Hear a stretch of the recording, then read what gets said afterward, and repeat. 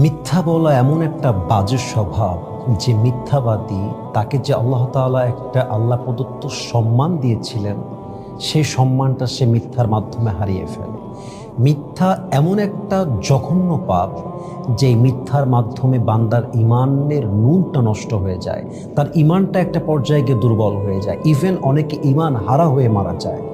এই মিথ্যা এমন একটা বড় অন্যায় যে মিথ্যার মাধ্যমে বন্ধুত্ব নষ্ট হয়ে যায়, হাজব্যান্ড ওয়াইফ রিলেশনশিপ নষ্ট হয়ে যায়, আত্মীয়তার সম্পর্ক ভেঙে যায়, সবচেয়েতে কাছের মানুষ পর হয়ে যায়, সবচেয়েতে আপন মানুষও একদিন শত্রু হয়ে যায় জাস্ট মিথ্যা স্বভাবের জন্য।